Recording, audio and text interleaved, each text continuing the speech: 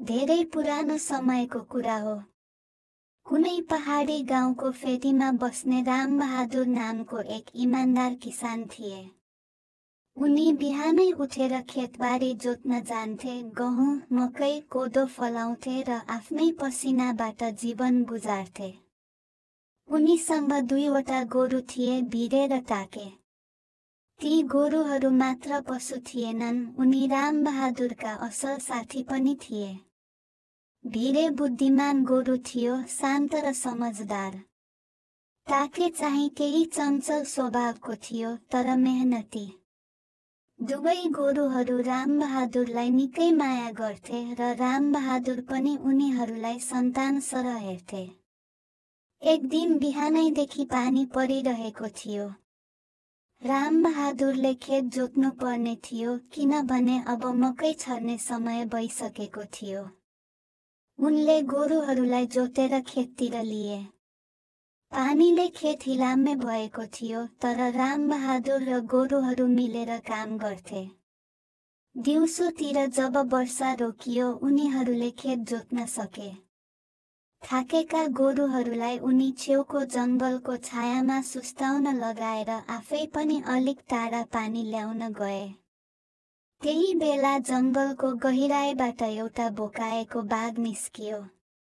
बाघ 3 दिनदेखि केही नखाई घुमिरहेको थियो। बिराला जस्तो चालले ऊ अगाडि बढ्यो। बाघले भिरे र टाके देख्यो। उसको आँखा चम्कियो। यो 2टा मोटा गोरु छन्, उसले मनमा सोच्यो, आजको भोक त मेटिने भयो। भिरेले बाघलाई देख्यो।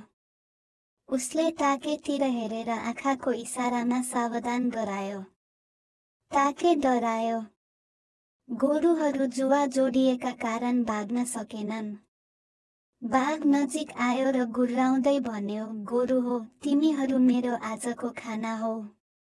अब म तिमीहरूलाई खान गइरहेको छु। तर भिरे डराएन। उसले शान्त स्वरमा भन्यो, बाघ दाइ, सोचेर निर्णय गर्नुहोस्। हामीलाई खाएपछि तपाईलाई ठुलो सङ्कट पर्नेछ। बाघ हाँस्यो। सङ्कट? मलाई?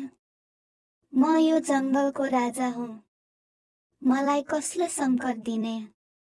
भिरेले चालाकीपूर्वक भन्यो, हाम्रो मालिक रामबहादुर यो गाउँको सबैभन्दा साहसी मान्छे हो। ऊ हाम्रो ज्यानभन्दा पनि बढी माया गर्छ।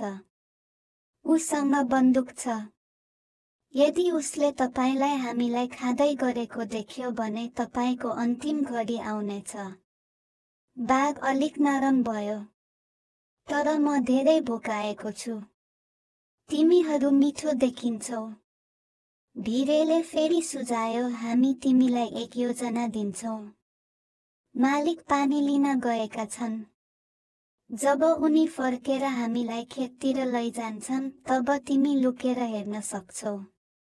मालिक फर्केपछि हामी बाटोमा एक्लै पर्नेछौँ। त्यसबेला हामीलाई सजिलै खान सक्छौ।